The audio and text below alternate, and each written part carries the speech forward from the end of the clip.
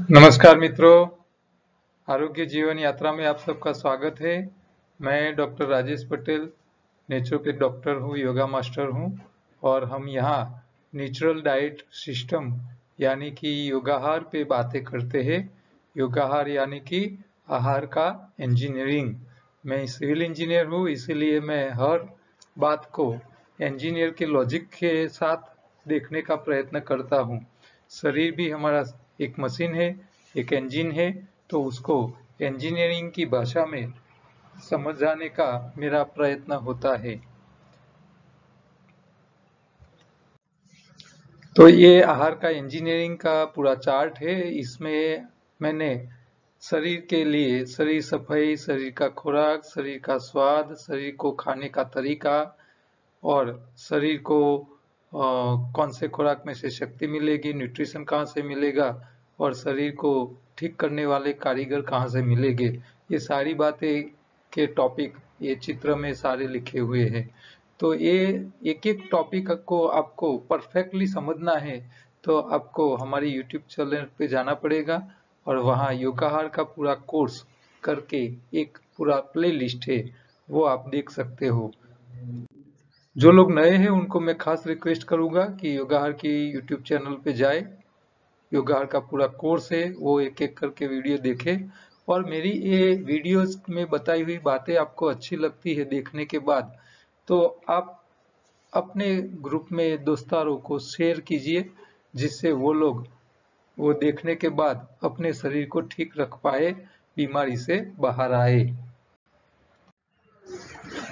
आज का एनडीएस का प्रश्न है, एक भाई है शैलेश भाई पटेल करके, उन्होंने लिखा है मारा कोलेस्ट्रॉल ने ट्राइग्लिसराइड ना रिपोर्ट જાન્યુઆરી થી સ્ટ્રિક્ટલી એનડીએસ ફોલો કર્યા બાદ 10 દિવસની દ્રાક્ષ શિબિર કર્યા પછી બંનેમાં વધારો થયો છે, કંઈ સમજાતું નથી, સમય મળે ત્યારે સલાહ આપવા વિનંતી।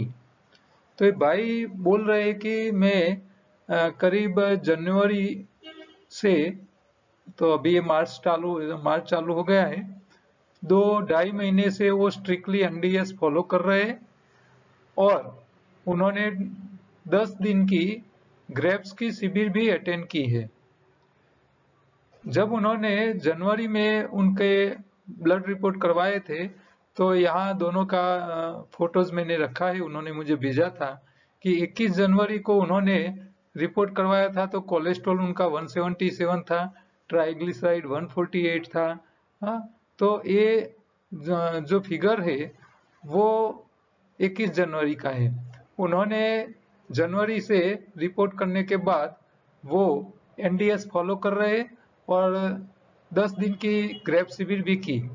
फिर भी उनका जब 10 मार्च को उन्होंने रिपोर्ट कराया तो उनका कोलेस्ट्रॉल 216 आया और ट्राइग्लिसराइड 155 आया, यानी कि 148 का 155 आया, थोड़ा बढ़ के आया। तो उसके ऊपर वो कंफ्यूज है कि क्या ये एनडीएस करने से उनका ट्राइग्लिसराइड या कोलेस्ट्रॉल बढ़ा क्यों। तो मैं यहाँ उनको ये बात बताना चाहूंगा कि हम जो भी खाते हैं, मान लो आपने रोटी खाई तो कार्बोहाइड्रेट्स खाया। अच्छा, कार्बोहाइड्रेट्स खून में जाता है, खून में से लीवर में जाता है प्रोसेसिंग के लिए। अच्छा, लीवर क्या करता है कि वो कार्बोहाइड्रेट्स को सीधा सीधा लीवर में स्टॉक नहीं करता है, वो लीवर में उसको कॉम्पैक्ट मोड करके चर्बी के फॉर्म में उसको स्टोरेज करता है। अब आप एनडीएस फॉलो कर रहे हो तो इसमें क्या होता है कि जब हमारे शरीर में लीवर में जो स्टॉक पड़ा है वो स्टॉक का क्लींजिंग होता रहता है। तो जब हमारी बॉडी में हरी पत्ती जाती है, खट्टे फल जाते हैं, तो खट्टे फल का काम है जहां जहां चर्बी पड़ी है। अच्छा, चर्बी पहले लीवर में स्टॉक होती है, लीवर में जगह नहीं बचती है तो वो स्टॉक हमारे शरीर की चमड़ी के अंदर चर्बी के रूप में, फैट के रूप में उसके लेयर बनने चालू हो जाते हैं। तो हमारा शरीर में जहां जगह मिली वहां चर्बी का स्टॉक इकट्ठा होना चालू हो जाता है। चर्बी एक ऐसी चीज है, वो लंबा समय हमारे शरीर में डेड स्टॉक के रूप में रह सकती है, वो बिगड़ती नहीं है जल्दी। इसीलिए खुराक जितना भी शरीर को मिलता है, हाँ, मान लो आपने कार्बोहाइड्रेट्स खाया तो उसको वो चर्बी में कन्वर्ट करेगा, लेकिन जो प्रोटीन है उसको वो चर्बी में कन्वर्ट नहीं करेगा।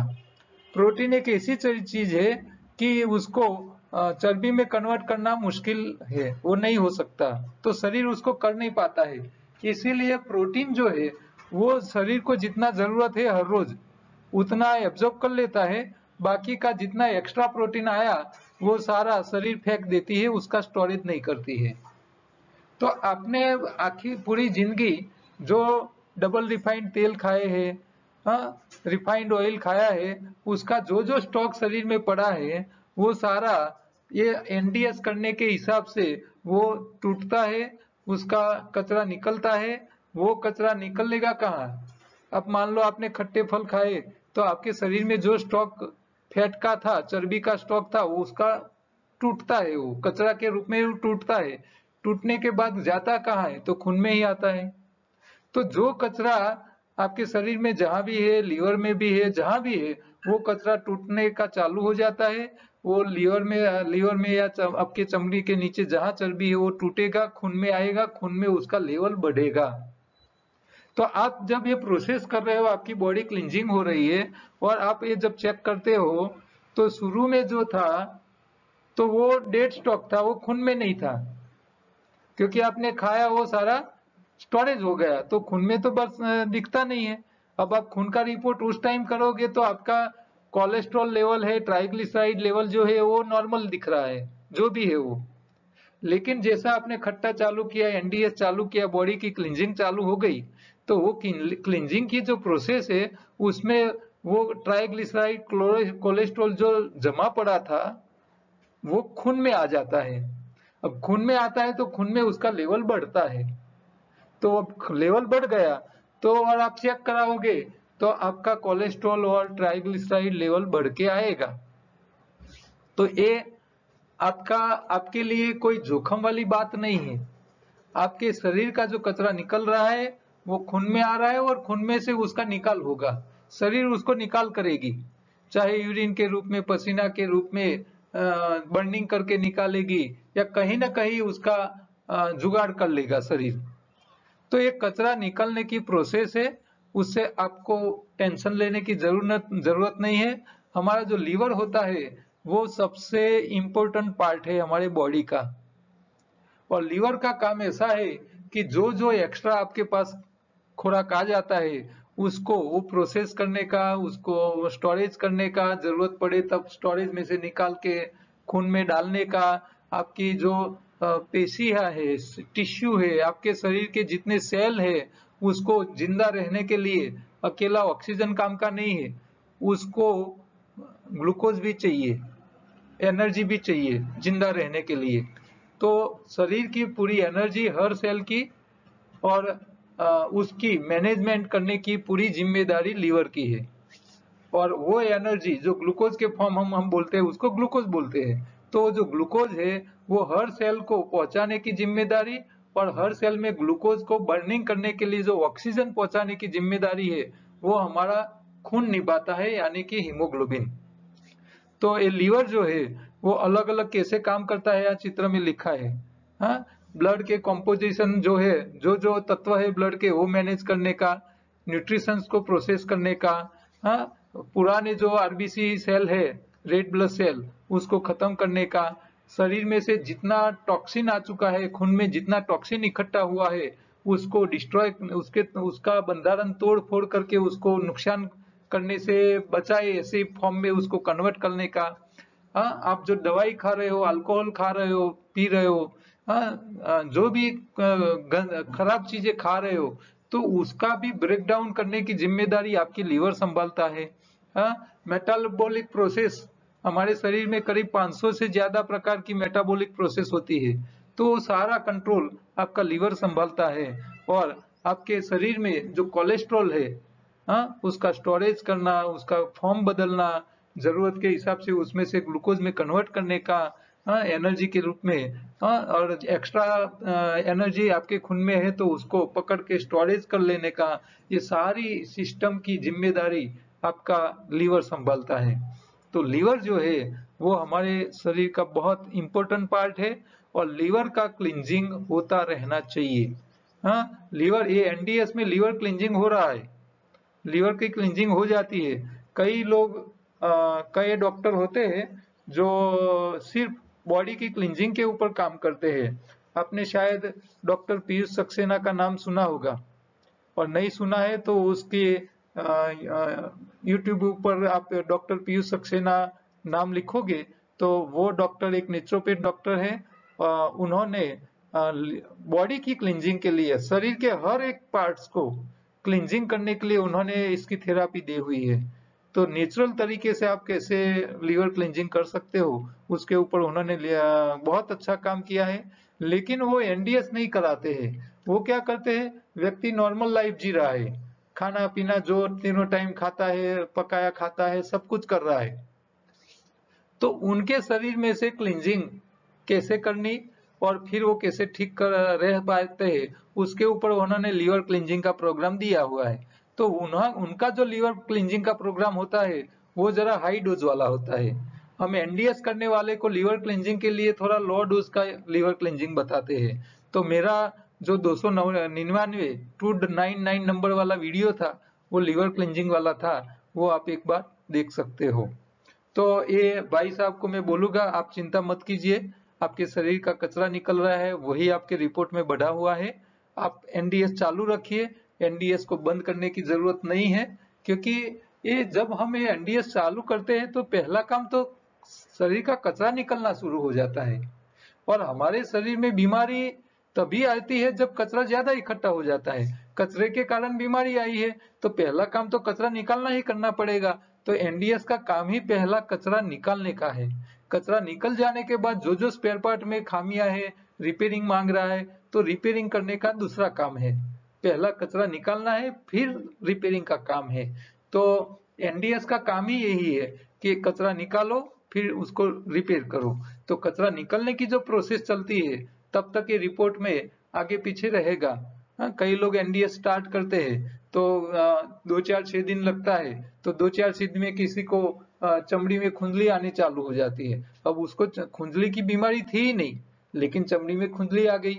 तो क्यों आई? क्योंकि आपका कचरा निकला शरीर का, वो खून में गया। अब शरीर उसको निकाल नहीं कर पा रहा है तो वो खुजली के तौर पे निकल रहा है, चमड़ी से निकल रहा है, तो उस टाइम आपको खुजली आएगी। किसी को गला पकड़ जाता है, किसी को किडनी में पेन होना चालू हो जाता है पीछे।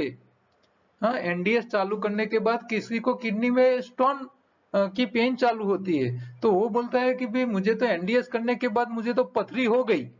पथरी हो गई नहीं है, आपके किडनी में पहले से पथरी मौजूद थी, वो आप एनडीएस चालू किया तो वो पथरी की साइज छोटी हुई एनडीएस करने के बाद, तो वो पथरी बाहर निकालने का प्रयत्न कर रहा है शरीर, और उस टाइम आपको पेन होता है, खरोच आती है आपकी यूरिन नलिका में, फिर आपको पेन होता है।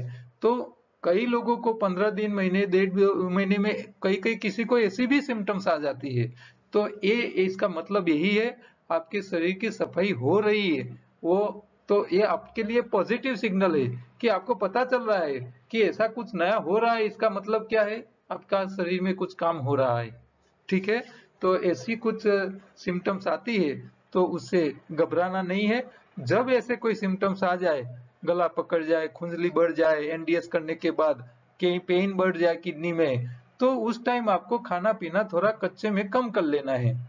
हाँ, पकाया खाना बढ़ाना नहीं है, पकाया तो बंद ही करना है। एक टाइम खाते हो तो वो भी बंद करना है, और कच्चा भी कम बंद करना है, यानी कि 1 या 2 दिन फास्टिंग पे रहना है। ये आपको ध्यान रखना है। दूसरा एक प्रश्न है, वो लिख रही है बहन, हेलो सर, मारा हबी ने दांत दुखे छे, डॉक्टर ने बताव्યું, એને એવું કીધું કે દાંત મજબૂત છે પણ પેઢા થોડા ખરાબ થઈ ગયા છે, એટલે 2 દાઢ કઢાવી પડશે। એ एनडीएस 1 વર્ષથી કરે છે, તો હવે શું કરવું? तो ये प्रश्न ऐसा है कि वो बोल रही है कि उनके हबी, उनका घर वाला या घरवाली, जो हबी किसको बोलते हैं मुझे पता नहीं है, तो उनका घर वाला या घरवाली जो भी है, उसकी जो गम है दांत के, वो खराब हो चुके हैं, इसके कारण उसके दांतों में पेन हो रहा है। डॉक्टर को बताया तो डॉक्टर बोल रहा है कि भी दांत मजबूत है, दांत को दिक्कत नहीं आई है, लेकिन आपका जो गम है उसका जो पकड़ है वो थोड़ा खराब हो चुका है, इसीलिए दांत को निकालना पड़ेगा। तो यहाँ तो आपका दांत अच्छा है तो ये तो आपके लिए अच्छी बात है। तो दांत अच्छा है तो दांत को क्यों निकाल रहे हो? गम बिगड़ गए है, उसकी पकड़ ढीली हो गई है तो उसको ठीक कर लो। लेकिन ये ठीक करने की बात की जगह दांत को जो अच्छा है उसको निकालने की बात आ रही है। तो जो हमारे गम होते हैं दांत के आसपास, जो गुजराती में उसको पेढ़ा बोलते हैं, तो ये जब बिगड़ता है तो क्यों बिगड़ता है? तो कंटामिनेशन हो रहा है। तो पेड़ों दांत और जो गम है उसके बीच में कोई कचरा इकट्ठा होता है, सड़न होता है, तभी ये समस्या आती है। तो पहले तो आपके जो गम है उसमें समस्या आए नहीं, इसके लिए आप जब कुछ खा रहे हो, खाने के बाद दांतों के बीच में कचरा इकट्ठा होना नहीं चाहिए। और कचरा इकट्ठा रह जाएगा तो वो सड़न करेगी, गमों में उसको सड़ा देगा और बाद में गम लूज हो जाएगी। तो पहले तो दांत साफ रखना सीखो, आदत रखो। तो हम तो बोलते हैं कि भी आप सुबह में उठ के जो ब्रश कर रहे हो ना, वो सुबह में उठ के नहीं करना चाहिए, आप रात को जब सोने जाते हो तभी करके जाना चाहिए। लेकिन दुनिया के सारे लोग, सिस्टम ही यही है, परंपरा यही है सालों से, कि सुबह में उठो, पहले ब्रश करो, फिर चाय नाश्ता करो, और जो साफ किया उसको बिगाड़ो। कैसा उल्टा धंधा कर रहे हैं हम। आप रात को खाना खा लिया, उसी टाइम आपके दांत को साफ कर लो। तो जिन लोगों को गम मजबूत नहीं है, उसमें सड़न हो रही है, उनको पहले मैं ये बात बताऊंगा कि पहले तो 1 या 2 दिन वो फास्टिंग कर ले। सड़न बढ़ रही है इसीलिए तो खराबी हो रही है। तो कचरा खून में ज्यादा बढ़ रहा है, इसके लिए आपके गमों में सड़न हो रही है। तो कचरे को कम करने के लिए पहला काम करना पड़ेगा फास्टिंग। दूसरा, गम के अंदर जो सड़न है उसको निकालने के लिए दूसरा रास्ता है, एप्पल साइडर विनेगर का 1 चम्मच ले लो, इसमें 3-4 चम्मच पानी डाल दो, उससे मुंह के कुल्ले कर दो। या तो नीम का, कड़वा नीम का जो पानी होता है, उसका दातुन, उसको चबाओ, उसका जो रस निकलेगा उसके कुल्ले करो। तो इससे क्या होगा कि जो गम का सड़न है वो थोड़ा कड़वास के कारण थोड़ा कम होगा। और 1-2 दिन आप फास्टिंग करोगे, पकाया टोटली बंद कर दो, डेयरी प्रोडक्ट बंद कर लो, तो आपका गम जो है उसमें सड़न आगे बढ़ रहा है वो कम हो जाएगा, फिर आपका दांत बच जाएगा, सड़न गम की कम हो जाएगी, तो वो फिर वापस ठीक हो जाएगा। तो इन जिनको प्रॉब्लम है उनको मैं बोलूंगा कि 1 हफ्ते के लिए वो लिक्विड डाइट पे रहे। डाइट पकाया नहीं होना चाहिए, आपको हरी पत्तियों का रस ज्यादा लेना है, इसके अंदर खट्टा फल ज्यादा नहीं लेना है, बहुत मीठे फल भी ज्यादा नहीं लेना है, ये उसको ध्यान रखना है। खट्टा और मीठा दोनों को कम करना है। तीखा थोड़ा लेना है तो ले सकते हो, सामान्य, बहुत ज्यादा नहीं लेना है। और ये दांतों की सफाई करते रहे, हो सके तो निर्जला उपवास कर ले 1 या 2 दिन, इससे उनको आधा फायदा तो इमीडिएट हो जाएगा 1 ही दिन में या 2 दिन में, ठीक है। और ये डाइट थोड़ा बदल के रखे तो अपने आप वो गम रिपेयर हो जाएंगे। गम के हिसाब से दांत को निकाल देना अच्छा नहीं है, वो सही रास्ता नहीं है मेरे हिसाब से, ठीक है। तो ये जरा आपको ध्यान रखना है। उपयोगी प्रोडक्ट में लीवर क्लींजिंग किट। तो लीवर में जो कचरा इकट्ठा होता है वो कचरा 2 प्रकार का होता है। एक होता है कैल्सिनेशन का, यानी कि आप जो नमक खा रहे हो, जब रसोई बनाते हो तो बनाने से पहले ही डाल देते हो अंदर, और जो नमक उबल के गर्म होके शरीर में जाता है तो उसका शरीर में जहां जहां जगह मिली वहां कैल्सिनेशन होता है, स्केलिंग होता है, तो छोटी छोटी वो पथरियां बनती है।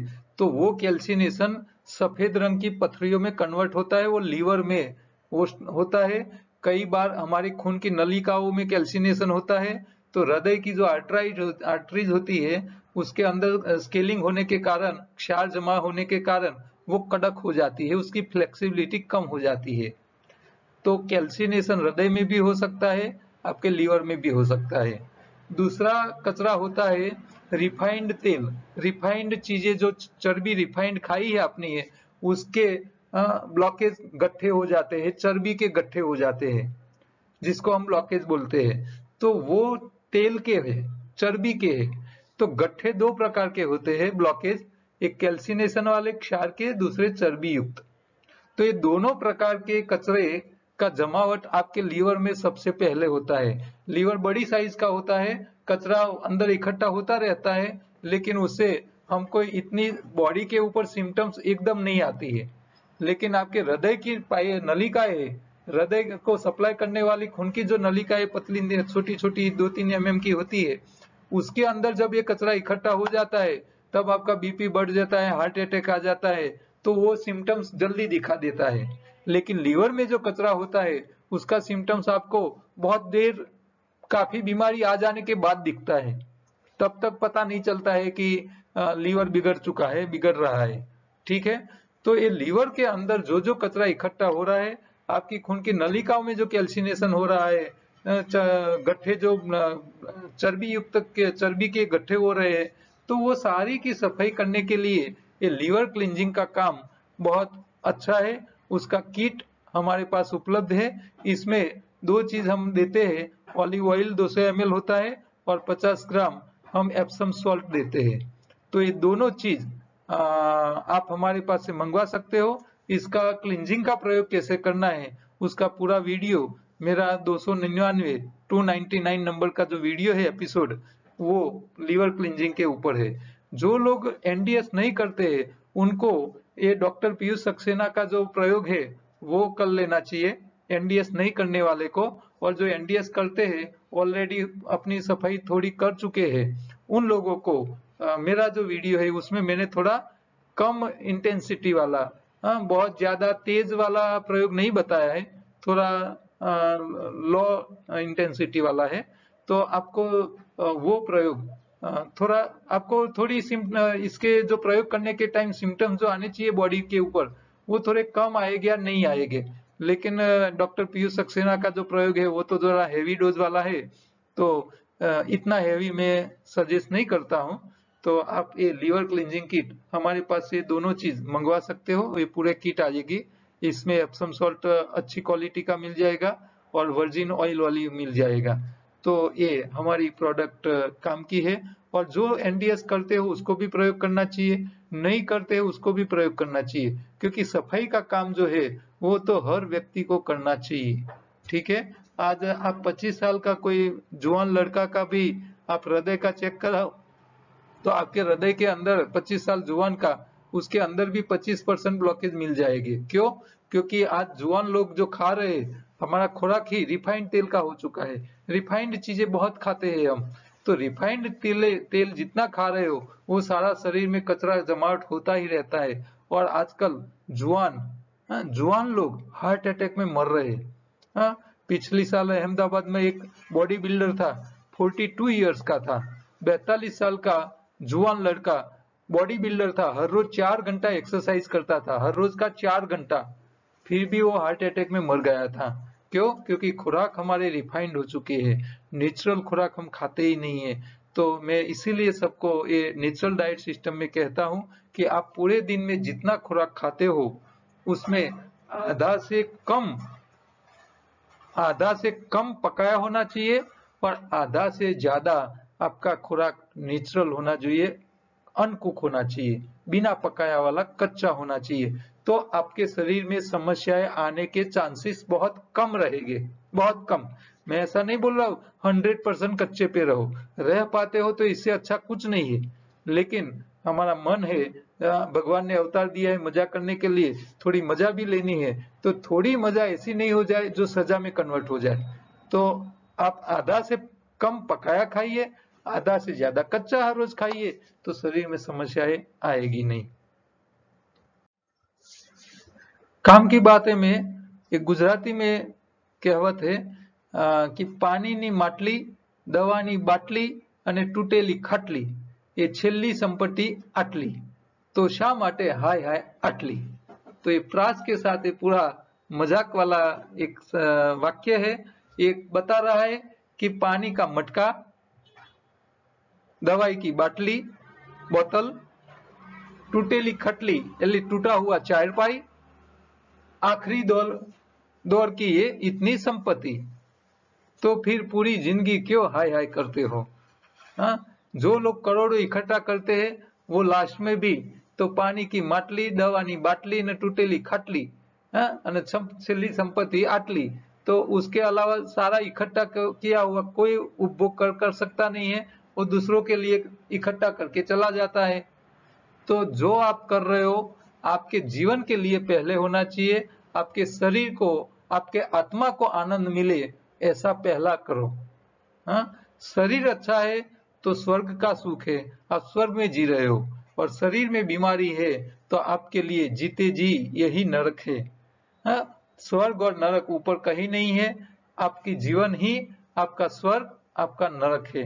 आप दवाई खा के जी रहे हो तो आप नरक में जी रहे हो, आप बिना दवाई हेल्दी जी रहे हो तो आपसे ज्यादा स्वर्ग का सुख किसी को नहीं है। और भगवान को जब इच्छा होती है कि मुझे स्वर्ग का आनंद लेना है, तभी वो मनुष्य का अवतार लेके आता है, और मनुष्य का शरीर ही आपको स्वर्ग का अनुभव करा सकता है।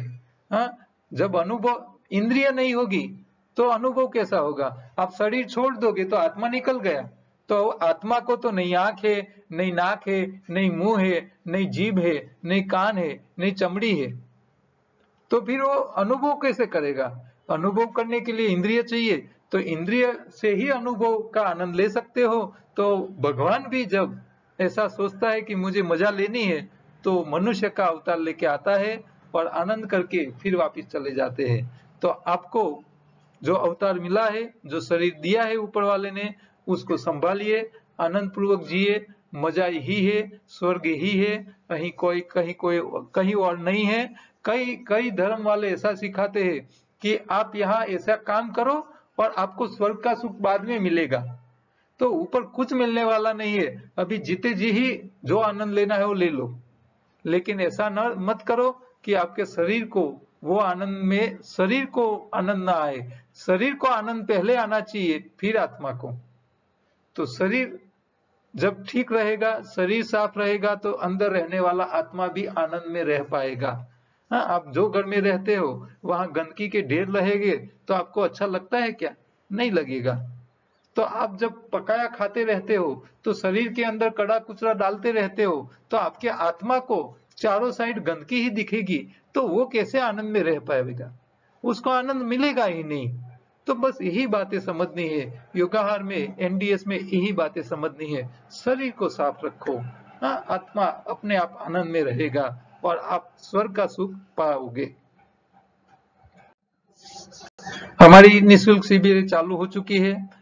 ये 14 तारीख को गांधीनगर में है। टाइम रहेगा दोपहर 2 से 5 रविवार के दिन। अहमदाबाद में इसके पिछले 21 तारीख के संडे के दिन रहेगा, उसका टाइम रहेगा सुबह 9 से 12। और ये 14 के बाद का मंडे जो है 15 तारीख का, तो 15 तारीख के दिन हम बेचराजी तालुका है, महसाना डिस्ट्रिक्ट में बेचराजी तालुका है, वहां अंबाला नाम का गांव है, वहां एक राम जी मंदिर है, वहां गांव के लोगों के लिए ये एनडीएस का सेमिनार रखा है। तो उसके आयोजक जो है वो करशन भाई करके है, बेचराजी में रहते हैं, वो भी एक नेचुरोपैथ डॉक्टर है, रिटायर्ड प्रिंसिपल है। देखो स्कूल में पढ़ाते थे, शिक्षक थे, वो खुद नेचुरोपैथी उन्होंने पढ़ाई की है, और फिर वो हमारे साधक हो चुके हैं। वो हमारे वीडियोस को फॉलो करके वो खुद लोगों को ट्रीट कर रहे हैं। तो उनका नंबर भी यहाँ लिखा है। जिनको वहाँ महसाना डिस्ट्रिक्ट के आसपास में मेरी ये शिविर अटेंड करनी हो, तो ये 15 तारीख मंडे के दिन अंबाला गांव में दोपहर 2 से 5 का एक सेमिनार रखा है। उसके लिए आप करसन भाई का कांटेक्ट कर सकते हो। इसका नंबर यहाँ लिखा हुआ है 9998855808। तो आप उसका कांटेक्ट करके उसके साथ बात कर सकते हो और आप वो शिविर अटेंड करने के लिए आ सकते हो। उसमें कोई चार्ज नहीं रहने वाला है, वो सारी शिविरें हमारी अभी निःशुल्क चल रही है। तो योगाहार ये पूरा चित्र है जिसमें शरीर सफाई, शरीर खुराक और सावधानी। तो शरीर कहाँ साफ रखना है, कहाँ कैसे खुराक देना है और कौन सी सावधानी से सावधानी ध्यान में रखनी है, बस यही हमारा योगाहार दिखाता है। तो योगाहार आहार का इंजीनियरिंग है, छोटे बड़े सबके लिए काम का है। इसमें नियम सबको लागू होते हैं, जैसी उम्र वैसा नियम में थोड़ा थोड़ा चेंज रहता है और कुछ नहीं है, तो आप इसका भी ध्यान रखिए। योगाहार की किट भी अवेलेबल है, आप हमारे पास से मंगवा सकते हो, हमारे नंबर पे व्हाट्सएप करके मंगवा सकते हो। हमारी योगाहार की बुक भी अवेलेबल है, अमेजोन पे भी अवेलेबल है और ई बुक भी अमेजोन किंडल पे अवेलेबल है। फूड विथ लाइफ योगाहार नाम की दूसरी हमारी यूट्यूब चैनल है, इसके ऊपर आपको अच्छी अच्छी खाने पीने की चीजें मिल जाएगी, तो आप वो यूट्यूब चैनल भी देखना रखिए। और ये छोटा सा मैसेज आप कहीं भी कुछ प्रिंट करवाते हो तो लिखवाइए, तो इससे लोगों का भला होगा। कल दोबारा दूसरे प्रश्नों के साथ मिलेंगे, तब तक नमस्कार।